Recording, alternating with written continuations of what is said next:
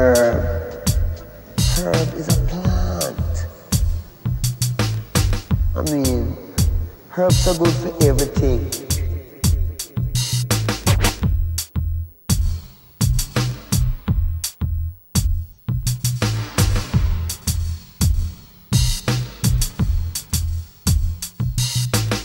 Herb.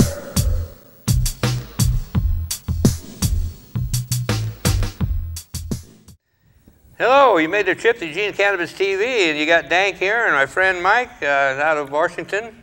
He works at the Seattle Hemp Fest as a core member. Have I got that right? Well, technically I'm on the board of directors for Seattle Events, which is the nonprofit that produces Seattle Hemp Fest. Yep. And I'm the executive director of the Emerald Empire Hemp Fest, so I thought it'd be fun to talk about hemp fests. Sure. I've been to, I can't remember, 3 or 4 of Seattle Hemp Fests. Haven't been in the last few years, but I went up I wanted to see how they ran things as one of my goals, other than being a cannabis consumer, of course. I personally can't figure out anybody that hasn't been to a hemp fest that's a cannabis user. I mean, and I know a majority of my friends have never been to a hemp fest, including mine. And I don't understand that, because I'm thinking, if you're really into something, wouldn't you want to go to a trade show and it's on that theme, you know? And that's what I tell you, a hemp fest would be the biggest smoke shop you'll ever see in your life. So it is. But it's really great. I found it. You don't see fist fights. No. It's. I've been involved with Hemp Fest for the last 10 years. The last 4 as a board member. And I principally do the recycling, and I also do the traffic now, as I pick up more duties. And anyway, but we found that when I first started in 2003, we had about 100,000 people over the weekend. And now we're doing a 3-day event where it all depends who you talk to, but somewhere between 250,000 to over 300,000 people are there over the weekend. And since we're a free event, it's really hard to count people, because people come and go, and so what they do is they get on the high ground and look at a chunk of ground, and with their little math figure out, okay, there's 25 people in this little chunk here, and there's how many hundreds of chunks there, so it's just a best guess. But the important thing is that there used to be a heavy police presence when I first started, and now they're not even in the park. They're right outside the park. They're at the places. They don't come in the park? The Hemp Fest is in 3 parks. Centennial Park, which is Olympic Sculpture Park, Centennial Park, and then also the Port of Seattle has, their park there as well. So you have the City of Seattle Police Department that's in charge for about 2/3 of it, and then the Port of Seattle is in charge of the north end. So the Port of Seattle rides around on bikes, but you really have to look to find a cop in the mass of people there. But my point is that after all these years, and especially like the last really 7 years where the cops do not hassle adults smoking pot at all, that there's no reason to have all these cops in the park. So the city is facing a budget crunch.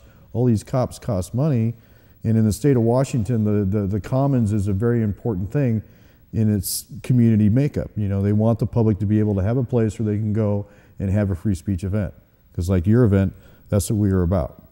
Speaking truth to power, civil disobedience is our act of getting high.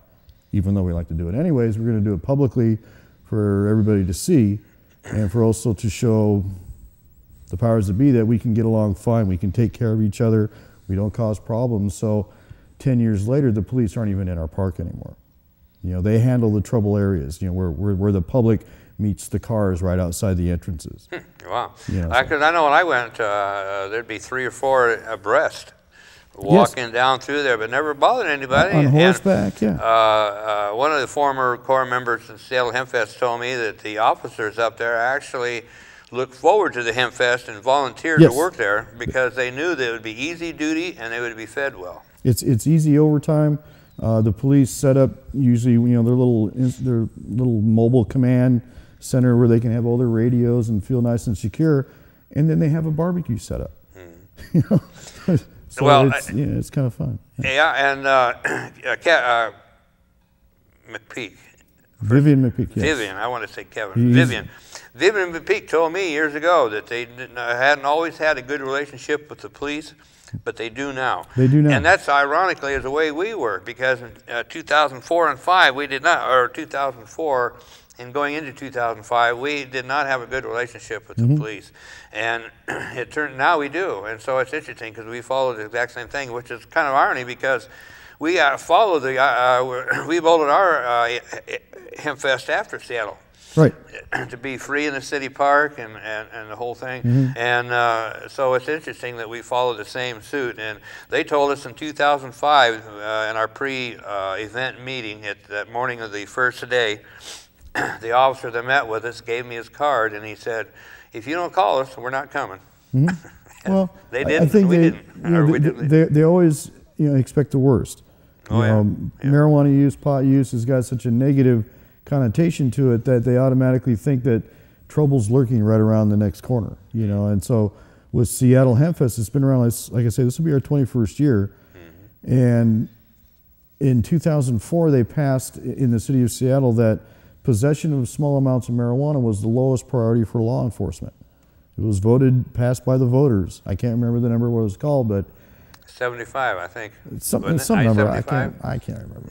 Honestly, I have a terrible head of that. But anyways, from that day forward, we noticed the police, they just totally backed off.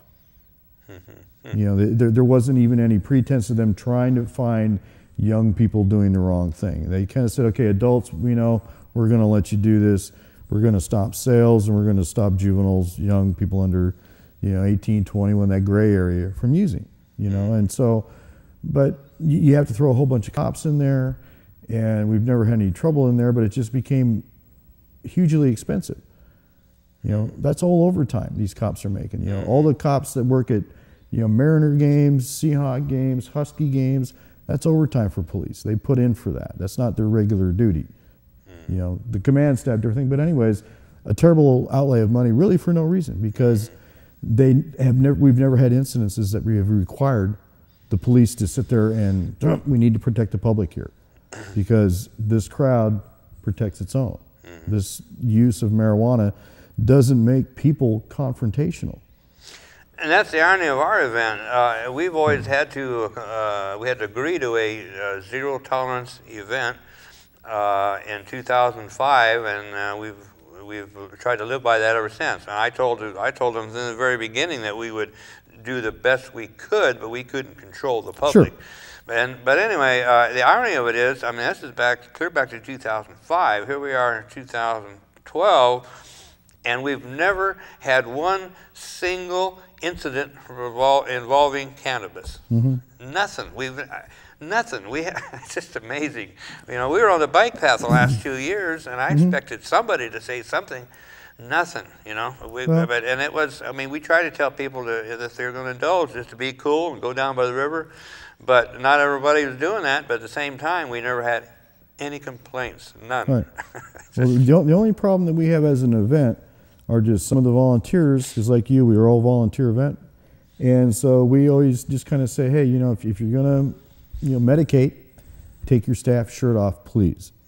Don't walk around with a radio, something that identifies you as being staff, because when you wear that shirt, just like any event from country fair to bumper shoot to, you have to be on. If somebody comes up to you and says, hey, I need to find a bathroom, or hey, I need help for my friend, he's passed out, I'm worried about he maybe dehydrated, something like that, you have to be ready for that.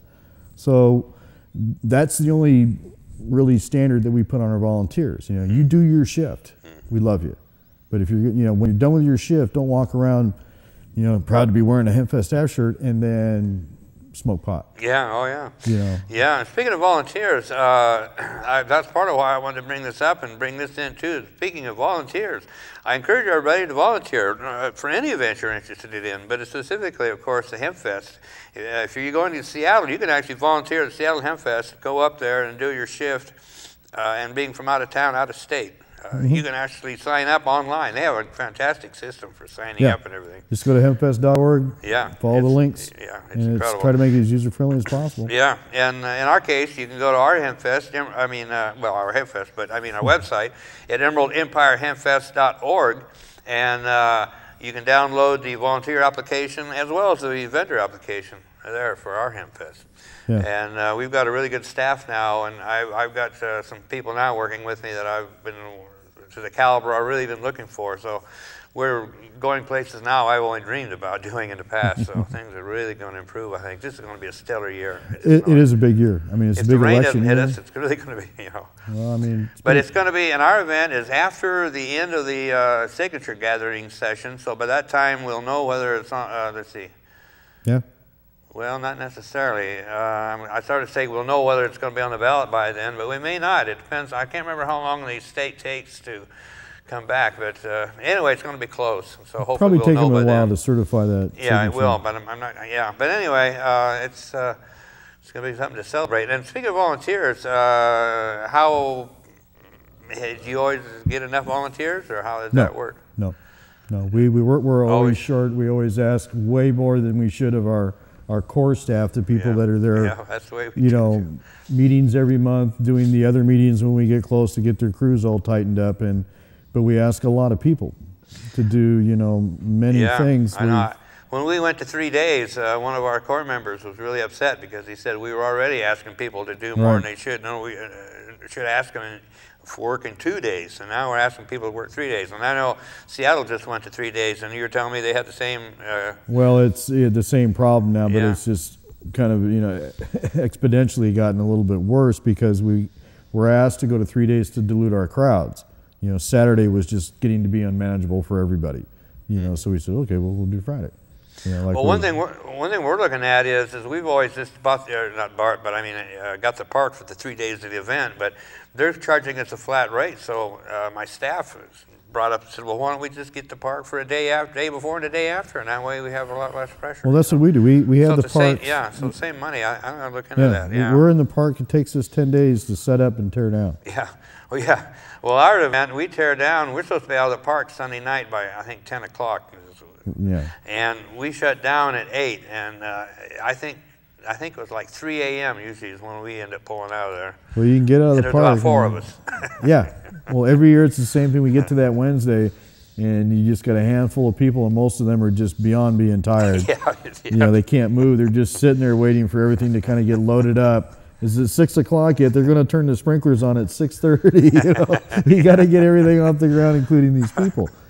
So every year we try to tighten up. The hardest of any event, as you well know, is going to be post-production, because people are gung-ho. Party's over and they want to go Party's home. over, they're on there to the next one. So they're eager to help extra when you're setting it up, because you get all the the perks of that extra effort. But the extra effort that you got to put in for the post-production, you're not going to see until next August, and then it's probably forgotten. Yeah, that's something that we're going to be really working on, is trying to make sure we have post help. So anyway, a whole lot of things are going to change, and it's just going to be good, and better. So it's exciting. We got great music acts that are already wanting to play.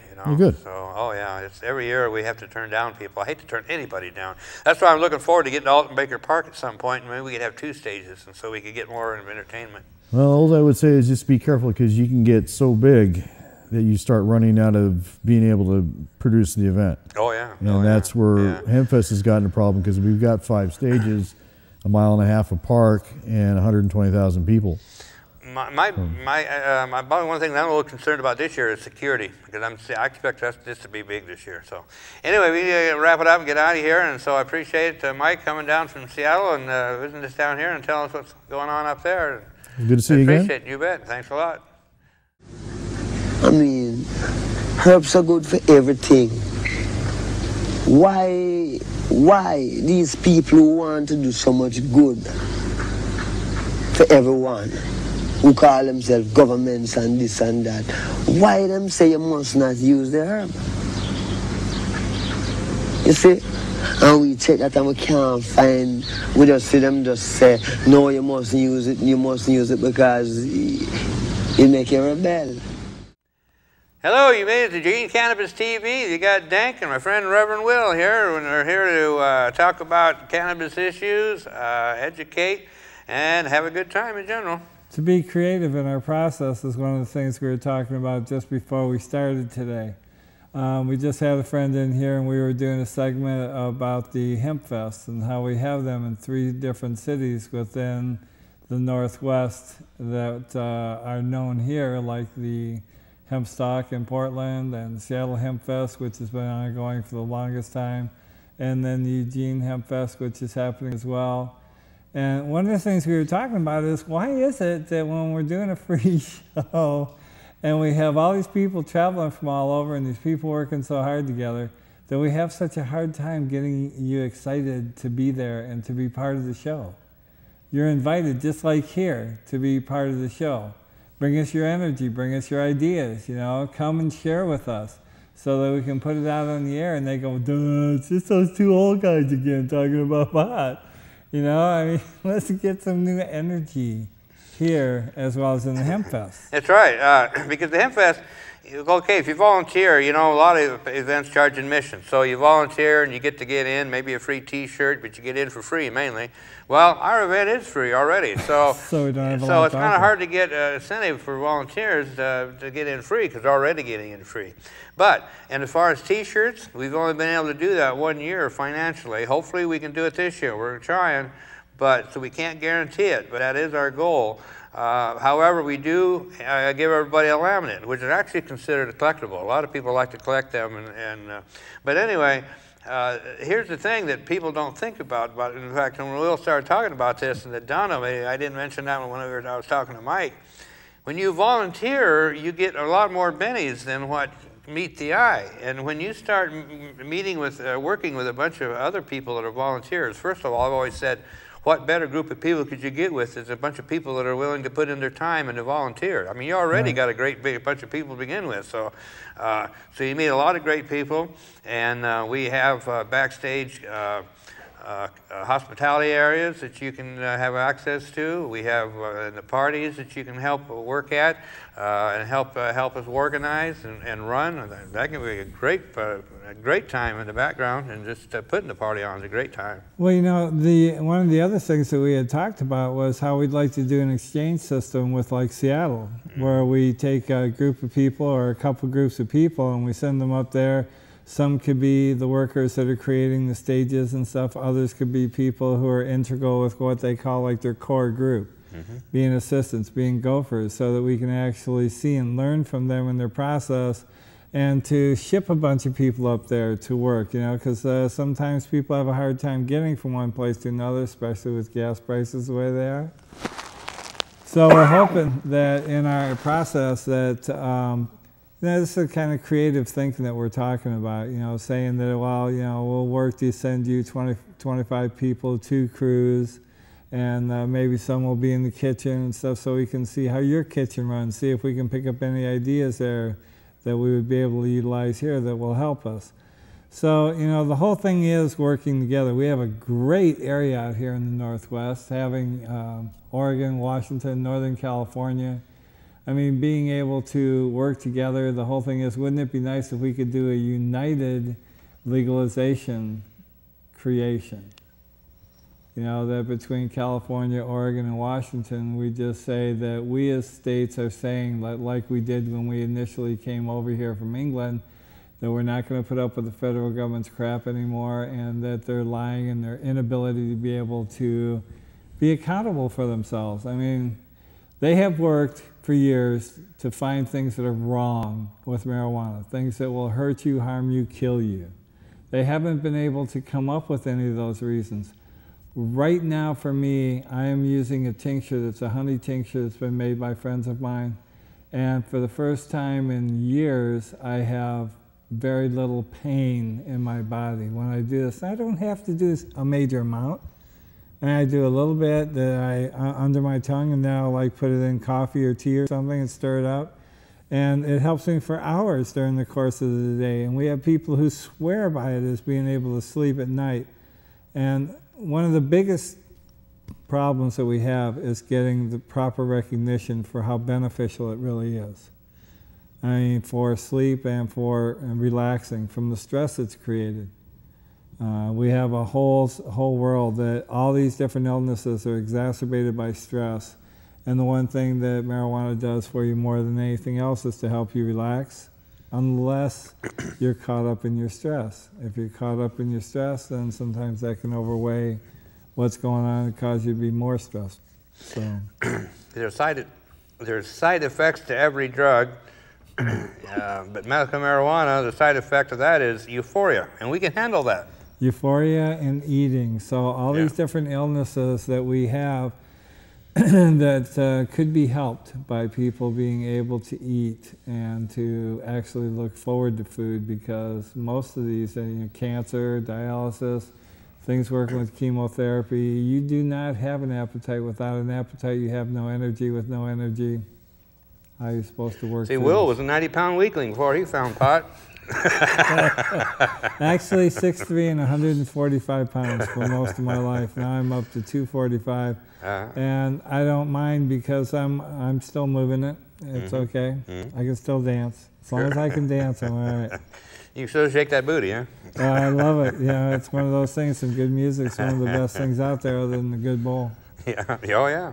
So, volunteer, and even like Seattle, you can sign up on the internet and actually then go up and work a shift or two up there at their event, and they'd be glad to have you, and it'd be quite an experience, and to be able to see the hemp fest from the inside. So, the one thing that it always kind of affects me about the different hemp gatherings is the fact that I don't see as much spirituality as I would like to. And in saying that, it's not saying that we're not religious or spiritual. It's just a matter of, I consider it to be my spiritual medicine as well as my physical medicine, because it helps me keep my sanity. Like when I walk into the VA office, one of the things they're going is, you want to see a shrink this time you come in, Will? And I go, well, is he going to help me save the world? Well, I don't think so. Then what use is he for me? Because all I'm going to do is talk to him about saving the world, and he's going to talk to me about being crazy. So, I mean, that's just one of those things. The VA, God bless them, as best they do, you leave a lot to be desired, as the medical community does, when you do not honor your patient's knowledge about their body. Do you realize that you've set up a system where patients cannot come in and talk to you in an intelligent and truthful manner because you don't want to know the truth? You don't want to know how these people are helped? The MS people who actually get to function as normal human beings, that they're so grateful, so happy, so thankful in their process that there is something that can help them, and yet it's still not a medicine. When it has to be recommended and not prescribed, then it's not a medicine. Okay, and for me that is offensive, because it has been a medicine for us forever, and you won't accept the fact that you used to get it on your counter. It was something that was available in many different forms. And if you really want to save the world and you want to put Oregon to work, legalize cannabis, get the federal government off our back, tell them that we don't need them to be telling us what to do about our medicine. This is the Attorney General's job, is to look at this and see that OMA and these people that are connected with the health department are doing still nothing to take care of the original premise of our getting this right, to have this as a medicine. They're not helping us get it as a medicine. They will not take the medicine that they arrest and get it back out to us so that we can get it to patients who don't have it. As long as there's one patient who does not have their medicine, they are not doing their jobs, because the citizens of this state said, help these people get their medicine. All you've done is catalog us. All you've done is put us on a registry so that you know who we are. Well, we're not ashamed of who we are. We're not afraid of you knowing who we are. We haven't been all along. That's why you have so many of us in your jails. You ever think about that? It's not because we have nothing else to do, because there's plenty of things we could do. But it's one of the ways that we can take care of ourselves so that we can be healthy, so that we can be there for our families and stuff. And I've lost 2 families to you guys not being able to just leave me alone. Yeah, I've heard people, naysayers, say, well, it's anecdotal, all that. They say that it helps the patients, that it helps them, but it's just all anecdotal. And to me, anecdotal is just another way of saying it could be all in your head. And I said, the patients I spoke to, I'd like to see you tell them that they see it's all in their head. Stand back. It's not just that. When you look at the medical community, You have all these medicines that are recommended by who? The FDA. They're saying, oh, these medicines are okay for you. Half a year later, 2 years later, you're finding out that all the things that were in these ingredients have killed this many people or put this many in the hospital and stuff. I mean, when you talk about it being anecdotal, any time that a patient is telling you what they're using for themselves to help them, and you as a doctor are in denial about hearing this patient say, this helps me. This cuts down me having to do this Percocet, this Oxycontin, this Vicodin, these other things which are killing me because they have to go through my liver and they're tearing my liver apart. You know, it's ridiculous that we can't use the organic drugs instead of the synthetic drugs because the drug companies have so much power. I mean, that is a crime in itself, and the government allowing this to go on is a crime. And it needs to be changed, and the only way it's going to change is if we, the people, demand it. That's what we need to do. We need to get a voice, and we need to make a difference. You bet. So. Yeah, definitely. I want to point out my Just Say No brochure you can receive if you send an email to us through the show or through Willamette Valley Normal. Just say no, K-N-O-W, just say no. And that's got information in it. It talks about nonprofit organizations that will help patients get their medicine, learn how to grow their medicine. And then Will's holding up, we also have electronic image we'll put up too, but this is, if you're transporting medicine, I highly recommend that you use these bags, these oven bags, made by Johnson. I'm not endorsing these because I have anything to do with them. I have no what do you call it, no dog in the fight. But if you want to keep the smell down in your vehicle or your home, you put your medicine inside those oven bags, and that will, I'm not saying it'll defeat a dog smell, but it will definitely, well, we just don't want to be blatant. That's the whole thing. We're trying to be respectful. Some people have a hard time with the smell. Some people who are offended. Yeah, don't want to do that. Yep. So it's just a good tip. I like to tell people about it, and I haven't been doing it lately, so you'll be hearing more about it. So do that. And also, I would like to say, never consent to a search. So we got to wrap this. Thank you, Will, for coming in. You got it. So be safe, be cool. Peace and love. And never consent to a search.